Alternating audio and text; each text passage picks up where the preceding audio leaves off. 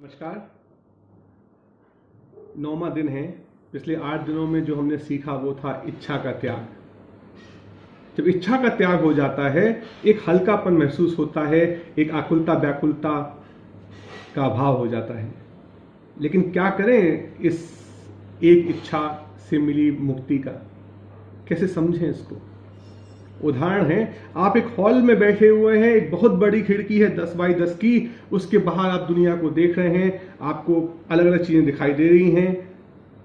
तभी अचानक से एक उसमें एक दरार भी दिखाई देना स्टार्ट होती है। आप बोलते हो ये दरार कहाँ से आई?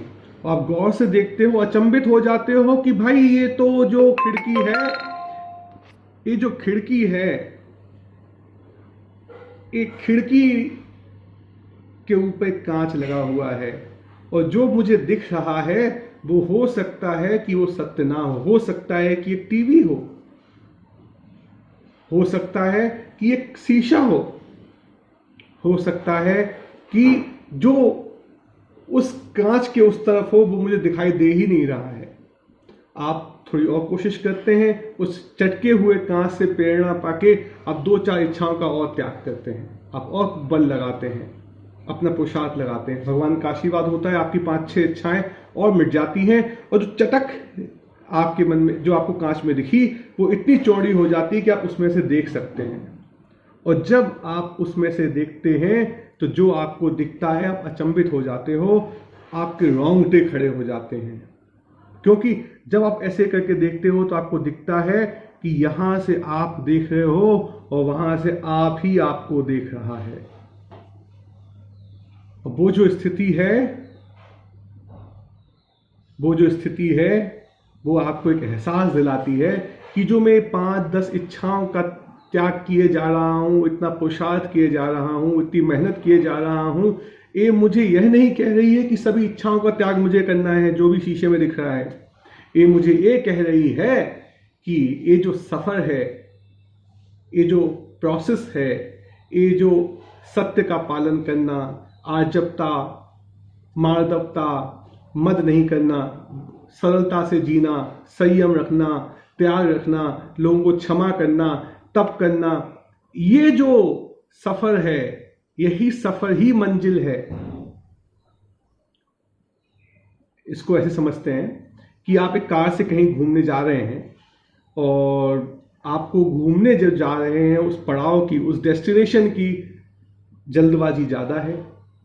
तो जब जब आप उस डेस्टिनेशन की सोचते हैं तब तक सफर में जो आप दिख रहा है उसको वैल्यू नहीं करते हो, और तभी सफर में अचानक से आपको वाटरफॉल दिखाई देता है और आप पड़ाव की चिंता छोड़ के उस वाटरफॉल, उस सफर के मजे लेना स्टार्ट कर देते हो। तो जब जब आप सफर के मजे लेते हैं तब तब पड़ाव की मान्यता कम होती है। जब जब पड़ाव पे ध्यान ज्यादा लगाते हैं तो सफर की वैल्यू कम हो जाती है। और यही सफर और पड़ाव की कशमकश में यात्री फंसा रह जाता है।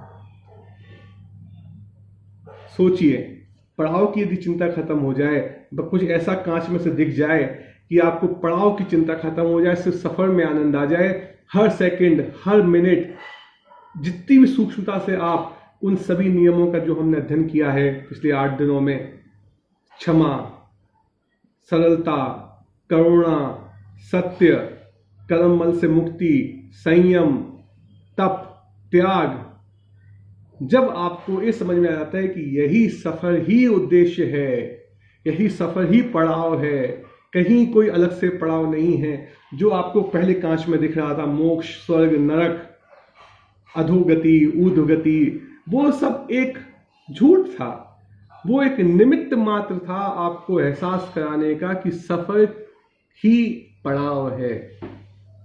कहानी से समझते हैं। 2 दोस्त थे, राज और आकाश, साथ साथ घूम रहे थे। तभी 2 कार आके रुकती हैं। एक कार राज को उठा लेती है, एक कार आकाश को उठा लेती है।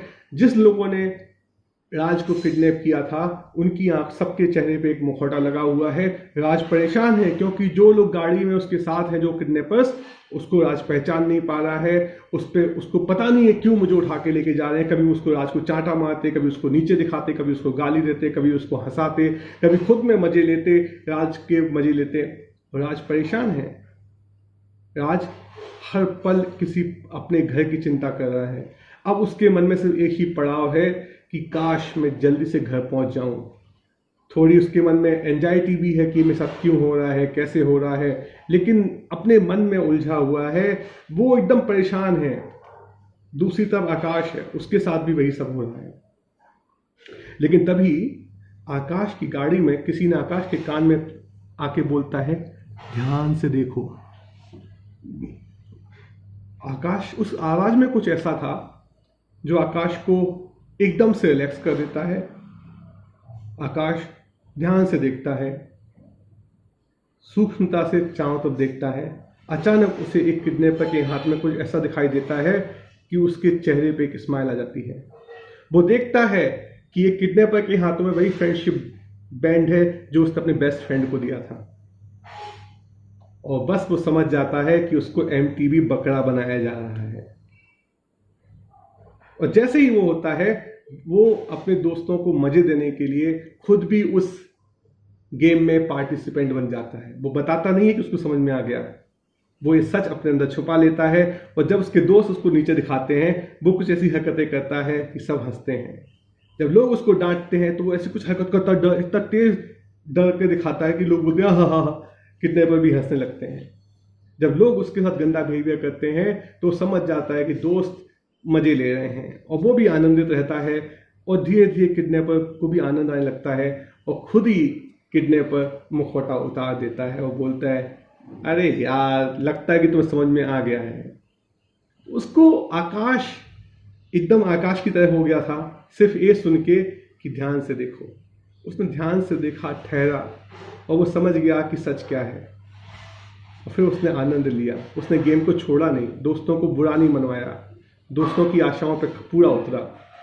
कभी कभी मुझे भी लगता है कि ये जो सब चारों तरफ देख रहा हूँ, ये सब बोल रहा हूँ, किसी को समझाने की कोशिश कर रहा हूँ, दुनिया में किसी के लिए अच्छा करने की कोशिश कर रहा हूँ, एक अंदर से घिन आती है खुद के लिए कि लगता है कि शायद मैं ही अपना काम ठीक से नहीं कर रहा हूँ, बाकी सब तो परफेक्ट खेल रहे हैं। जो कसाई दिख रहा है, जो चीज़ों का गलत उपयोग करते हुए दिख रहा है, जो पैसे के पीछे भाग रहा है, जो मोक्ष के पीछे भाग रहा है, वो सब अपना काम अच्छे से कर रहे हैं। शायद मैं ही अपना काम ठीक से नहीं कर रहा हूँ, इसीलिए मैं आकुल व्याकुल हूँ। तब आपको, जिस दिन आपको ये समझ में आता है कि सब कुछ परफेक्ट है, सब माया है। जब राज, जो दूसरी गाड़ी में था, जब वो हार मान के बोलता है सब माया है, तो उसके मन में दूसरी माया की मीनिंग होते हैं। वो उस माया को मिलावट, आसक्ति, यमराज रूपी हिंसा और असमानता के रूप में देखता है। उसको मुखौटों में मिलावट दिखती है, उसको घृणा होती है उन लोगों से, कभी उनकी किसी बात पे प्रेम आता है। आसक्ति के जाल में फंसा हुआ राज है। राज को उसमें यमराज दिखाई देता है लोगों में, और राज को दिखाई देता है कि वो नीचे है और बाकी लोग उसके ऊपर उसको कब्जा करे बैठे हैं। और जो आकाश है, उसके कान में किसी ने बोल दिया, उसने उस बात पे श्रद्धा रखी, ध्यान से देखा, तो वही माया के मीनिंग उसके लिए बदल गए। उसको मैत्री का भाव आया, दोस्ती का भाव आया, उसके मन में अपने दोस्तों के लिए आदर आया कि देखो मेरे दोस्तों ने मुझे मेरे साथ गेम खेलने के लिए कितनी व्यवस्था जमाई है। उसे यम नियम समझ में आए, उसको समझ में आया कितना उसको पार्टिसिपेट करना है गेम में और कितना उनकी चाल में नहीं फंसना है। तो उसको यम नियम का पालन करना आया और उसे अभय आ गया, उसे डर नहीं लग रहा था। तो सब माया है राज के लिए और गजब माया है आकाश के लिए। आपसे एक सवाल पूछता हूं, यदि आपको समझ में आ गया हो इस पड़ाव और सफर के बीच का जो सामंजस्य है वो, और किसको आप क्या मानते हैं। पिछली बार आप सबसे ज्यादा दुखी और सबसे ज्यादा सुखी कब हुए थे? सोचिए, पॉज कर लीजिए, सोचिए, वापस आइए। यदि वो समय जब आपको सुख और दुख, वो जो समय आज से अगर 4 साल, 5 साल, 2 महीने, 5 महीने, 10 साल, 20 साल, 30 साल, बूढ़े लोगों में तो हो सकता है 50 साल पहले की कोई घटना याद आ जाए, तो समझ लीजिए आप फैले हुए हैं, आपकी चेतना फैली हुई है। आप एक काल्पनिक भूतकाल और एक काल्पनिक भविष्य काल में जी रहे हैं, क्योंकि जितना भूत देखोगे उतना दूर आपको भविष्य भी दिखाई देगा। तो जब तक हम लोग हर पल हर सेकंड इस सफर के मजे लेते हुए, पड़ाव की चिंता छोड़ते हुए धीरे धीरे सफर में ही एकाग्र होते हैं, तो हमें सुख और दुख उसी पल में दिखाई देना स्टार्ट हो जाते हैं। आप जब सांस लेते हैं या किसी सूर्य की किसी रोशनी को देखते हैं या किसी पौधे को देखते हैं, किसी बर्ड को देखते हैं, आपको प्रसन्नता ही प्रसन्नता हो जाती है कि भगवान क्या चमत्कार दिखा दिया। आपके पैर से धोखे से कोई चींटी मर जाती है, आपको लगता है क्योंकि आपका साथी संबंधी की आपने हत्या कर दी। एक अपार दुख का अनुभव होता है। और जब इस सुख और दुख का दायरा इतना छोटा हो जाता है कि आप वर्तमान में आ जाते हैं, वो आपको एक अवर्तमान में पहुंचा देती है। ब्लैक होल के एग्जाम्पल से समझते हैं। एक ब्लैक होल चीजों को भी तब आकर्षित करता है, और जब कुछ समय बाद वो चीज एक ऐसी चीज जगह चली जाती है इसको ब्लैक होल कहते हैं, क्योंकि हमें नहीं पता वहां क्या हो रहा होता है। और बाद में वो ब्लैक होल एक ऐसी जगह खुलता है जो दूसरा अस्तित्व की दुनिया होती है। तो जब आप अपने वर्तमान में आ जाते हैं, भूत भविष्य को छोड़ के सफर के आनंद लेते हुए वर्तमान में आ जाते हैं, ब्लैक होल में घुस जाते हैं वर्तमान के, आपका मन शांत हो जाता है, आपके मन में विचार आना बंद हो जाते हैं। और जब आप उस स्टेज में पहुंच जाते हैं तो कुछ आपके साथ ऐसा घटित होता है जो आपको अस्तित्व की नई दुनिया में पहुंचा देता है, और जहां पे आपको ये जो माया है, इसका गेम ही खत्म हो जाता है। फिर किससे दोस्ती करोगे, किसका आदर करोगे, कौन से यम नियम पालन करोगे, कौन सा अभय, क्योंकि वहां पे सब एक हैं। वहां पे दिखने वाला और देखने वाला सब एक हैं। और जब आप उस कांच को तोड़ के, उस कांच, क्योंकि सूक्ष्म जो आपकी दरार है उसमें से आपको सूक्ष्म बन के निकलना पड़ेगा एकदम। उस इतनी बड़ी दरार नहीं होती कि आप अपना शरीर लेके घुस जाओ। आपको अपने शरीर का त्याग करना पड़ता है, मन का त्याग करना पड़ता है, आपको अपनी मान्यताओं का त्याग करना पड़ता है। फिर जब आप इतने सूक्ष्म हो जाते हो कि आप उस कांच की छोटी दरार से निकल जाते हो, तब आप उस नई दुनिया में प्रवेश पाते हो। आपको क्या जाने का मन है उस दुनिया में? क्या आप आकाश की तरह वो मैसेज सुनना चाहते हो कि ध्यान से देखो? क्या आप ठहरना चाहते हो? क्या आप झलक देखना चाहते हो?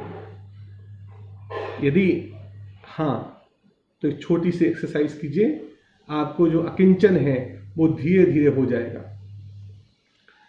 शांत बैठिए, जिसको आप बहुत प्रेम करते हैं उसको अपने सामने बिठाइए, या जिससे आप बहुत घृणा करते हैं उसको अपने सामने बिठाइए। मतलब या तो बहुत प्रेम करते हैं या बहुत घृणा करते हैं, ऐसे किसी व्यक्ति को अपने सामने बिठाइए। उसकी आंखों में ध्यान से 10-15 मिनट देखिए, उसकी आंखों में आंखें डाल के देखिए। आंखें दोस्तों वो द्वार हैं जो उस ऊर्जा को यहां से वहां करते हैं।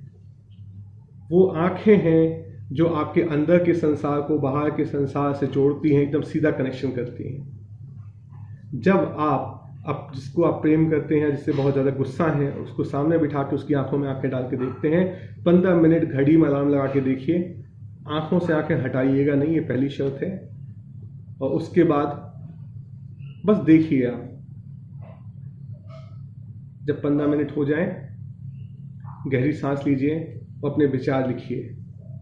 आप देखोगे कि आपने उस 15 मिनट में कितनी ही चीज़ों का त्याग कर दिया होगा, कितने ही चीज़ों को क्षमा कर दिया होगा, कितनी ही चीज़ों में आपका मान खत्म हो गया होगा, कितनी ही चीज़ों में आप सरल हो गए होंगे अपने विचारों में, कितनी जगह आपको संयम के भाव आए होंगे, कितनी जगह आपको तप करने के भाव आए होंगे, कितनी जगह आपको त्याग करने के भाव आएंगे। आपको सब दिखाई देगा। आपको अपने आप जितने भी हमने पिछले 10 दिनों में ज्ञान बटोरा है, आपके अंदर से खुद प्रदर्शित हो जाएगा।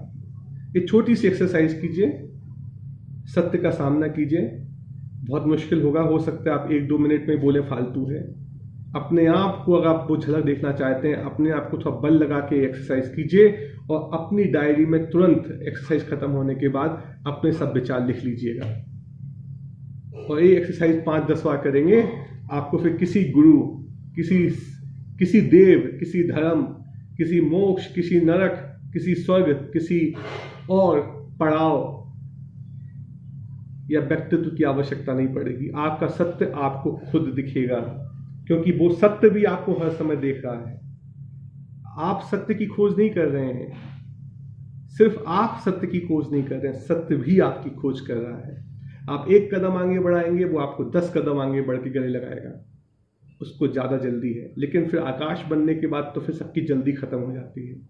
आप उस सफ़र के मजे लेते हो। भगवान आपके कान में भी किसी से बुलवा दे कि ध्यान से देखो। यदि ये मेरा वीडियो निमित्त बनता है आपको याद दिलाने के लिए, ध्यान से देखिए, तो मैं शुक्रिया मनाता हूँ, मैं आपके प्रति कृतज्ञ हूँ। समय लीजिए, ध्यान से देखिए, कान में आई हुई इस आवाज़ पे गौर कीजिए। सफ़र ही मंजिल बन जाए, ऐसी मनोकामना के साथ बहुत बहुत धन्यवाद।